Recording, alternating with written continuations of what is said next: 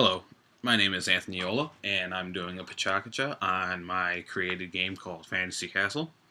And basically, I'm going to go over a little bit of the gameplay, a little bit of the story, and how it all works with the economy and everything, and see how it goes. Basically, you start off as a young child named Bazul, and he very much takes after his father. He's in his teenage years. He's about 15. And he goes out, trains with his father every day, wants to be exactly like him, and you just go back and forth and training and training. And eventually, one day they come home from hard days training, and they're talking, or what kind of how he's gonna grow up.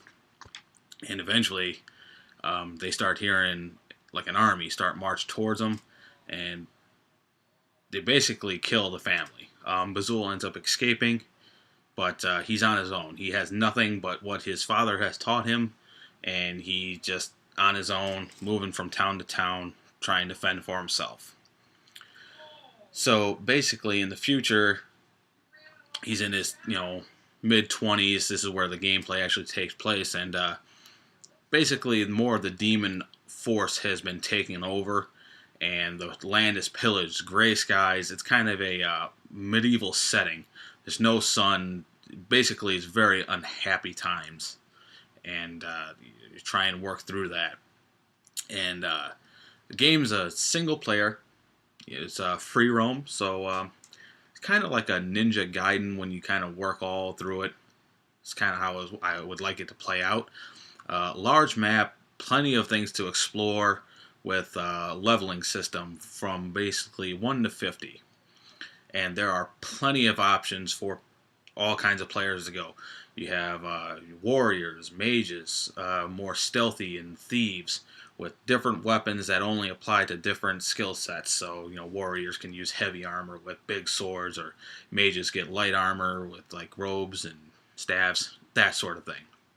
When you're actually going through, there's kind of leveled areas, so to say. So, beginning areas are from monsters ranging from 1 to 10, depending on your character level. And as you keep killing monsters and going through the game, you gain experience like that. And basically, going through the story more is Bazul wants to seek revenge for the demons that killed his family. And basically, he goes through the game. He's just a loner. He's an assassin for hire. He's always looking for a job, always looking for a way to make money, always looking for information and ways to complete things. And when you're going through, you'll go through all these towns and pick up quests, side quests. There's so many things to do in the game. And there's always different ways to complete these quests. Depending on which way you complete them is more ways to make gold. And basically, continuing through the story, is he enters an abandoned town with nobody in sight, and he keeps just wandering through, exploring, trying to find maybe answers or gold, and all of a sudden he's ambushed. And more gameplay takes place. The character will fight his way through. He eventually finds up a smaller demon called Markarth, and Markarth gives him some inside information about how he could stop the demons. And this ultimately piques his interest, and he's a little hesitant to trust him, but he takes the information that he was given. And throughout the game, players will have the option to be more aggressive or kind with their speech options. It's kind of like a Mass Effect kind of option, where the choices that you have will affect the characters that are playing in the game. So if you're nicer to those, different options. And basically, getting more into the economy is there will be all kinds of gold. You can earn so much gold in this game, but the question is how are you going to spend it? So you get gold from quests, loot, challenges, and people will start to just gain in excess.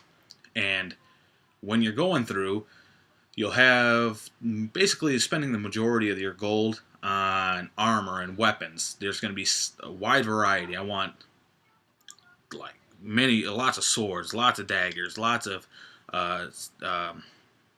I even want guns in the game that are different. I want a different look on the game. And basically, you also can spend your money on modifications to these weapons.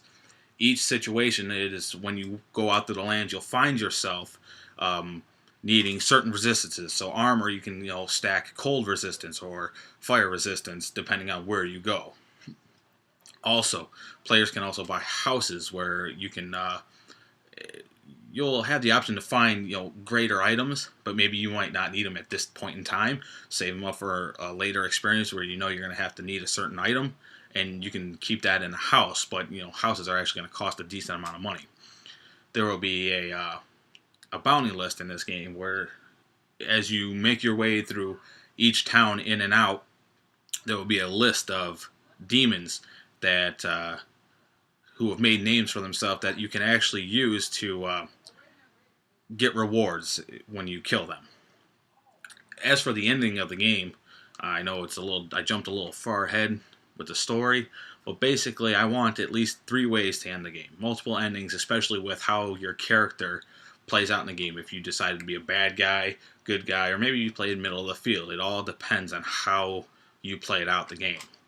So in conclusion, I want this game to be an open world that takes time to explore, and you make a personal connection with all the characters in the game, and multiple endings, customization for all your armors and everything, and then eventually, which I hope it leads to, is a high replay value for this game.